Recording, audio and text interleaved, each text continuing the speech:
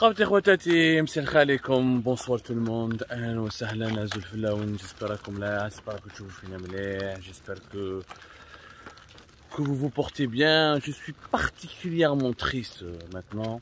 En tout cas ce soir, avant de diffuser cette émission, j'ai longuement réfléchi à comment je vais aborder ce sujet. Et sincèrement, c'est un sujet triste que je vais aborder avec vous. Et c'est encore une fois une dérive, c'est encore une fois un dérapage qui en dit long sur l'indifférence, l'insensibilité, la froideur, ce que je fais, je sais pas, je trouve pas les mots, la cruauté, voilà, la cruauté du système qui emprisonne notre pays dans une bulle de malheur et d'horreur. J'étais comme tout à l'heure dans une précédente émission sur le drame, sur le crime, moi je le considère comme d'un crime.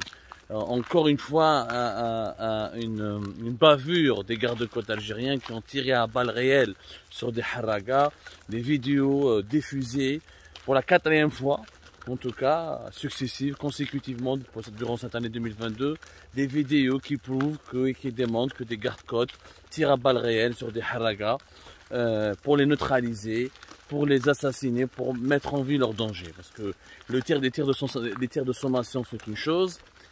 Quand on fait une course-poursuite en haute mer, ou là en mer, et quand on tire à maintes reprises sur une petite barque motorisée, sur une petite embarcation, c'est qu'on veut faire du mal.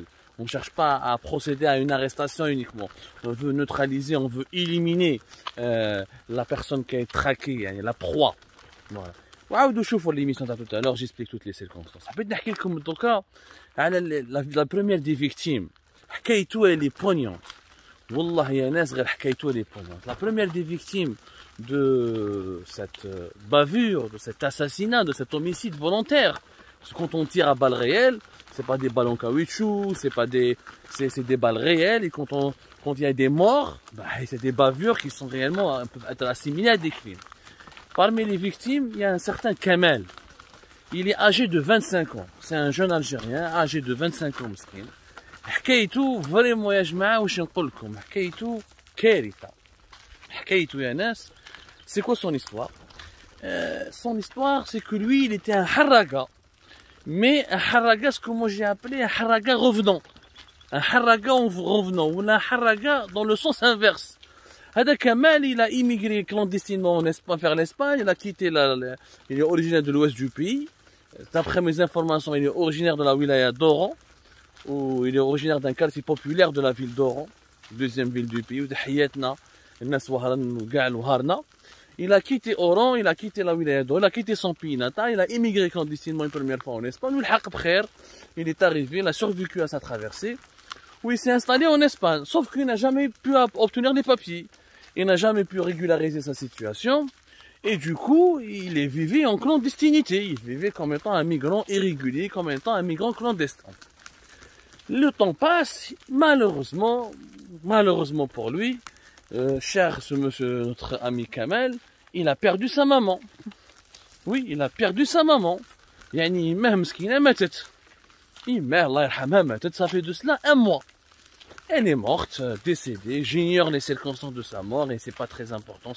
Je crois, d'après mes sources, c'est une maladie incurable. En tout cas, elle est morte.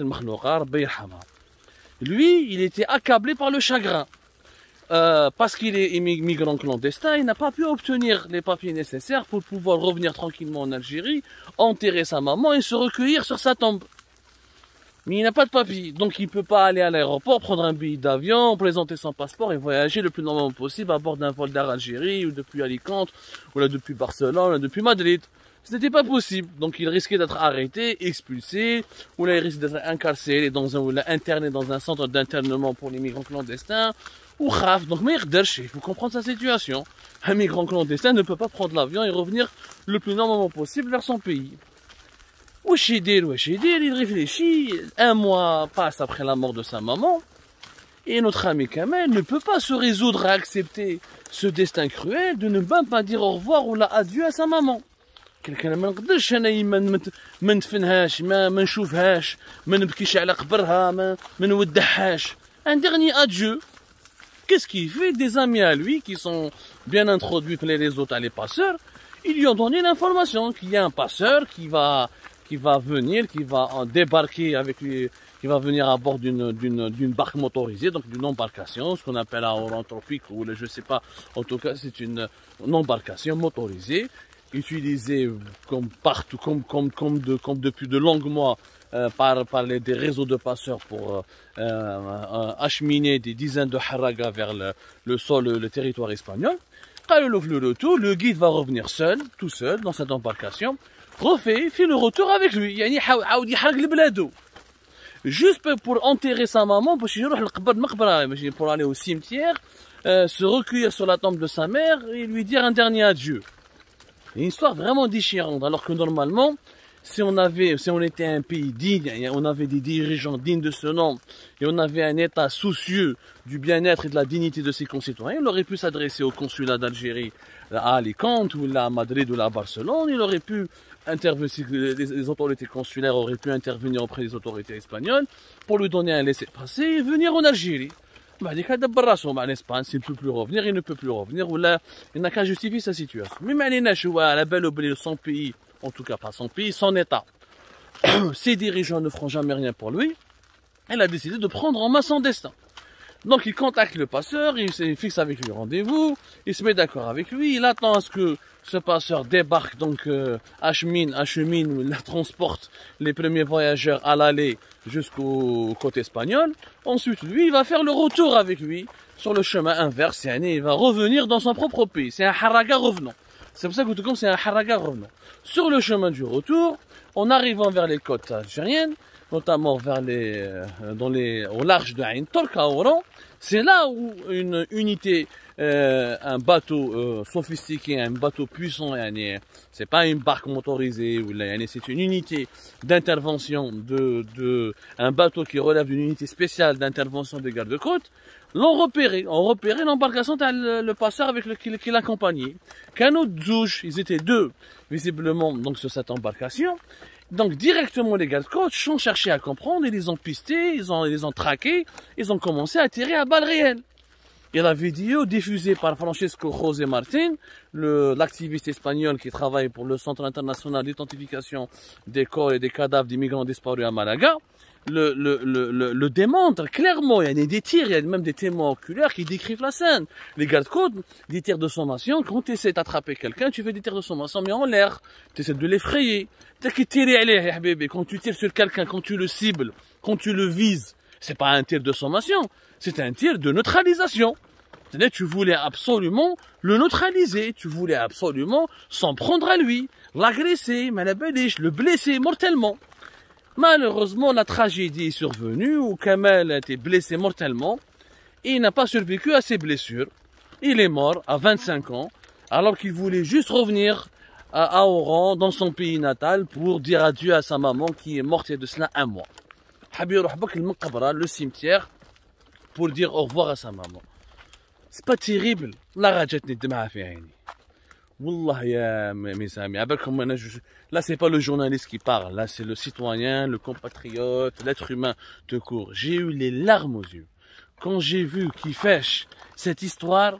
On a tué un jeune de 25 ans parce qu'il voulait juste revenir dans son propre pays et se recueillir sur la tombe de sa mère. Il n'a porté ni arme, ni ceinture d'explosifs, ni membre d'un gangster. Il n'est pas délinquant. C'est juste un migrant clandestin. C'est-à-dire c'est un être humain qui cherche un avenir meilleur, qui cherche à vivre, à se nourrir, à vivre dignement et qui cherche à évoluer dans sa vie d'être humain tout court, on vit librement et travailler dignement.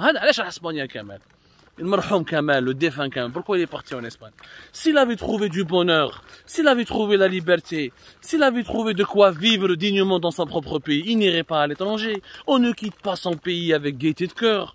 Nul homme ne va mettre sa vie en péril en traversant la mer agitée avec tous les risques inhérents et encourus pour à la fin, j'allais juste draguer ou la boire une coupe de champagne. Non, parce qu'il était dans une situation de détresse, de misère, de désespoir.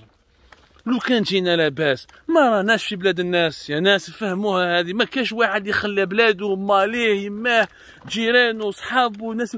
ما كاش اللي يخلي بلاده ويروح. كاش فينا اللي رانا هنا في ليترونجي ما كاش اللي راه فرحان.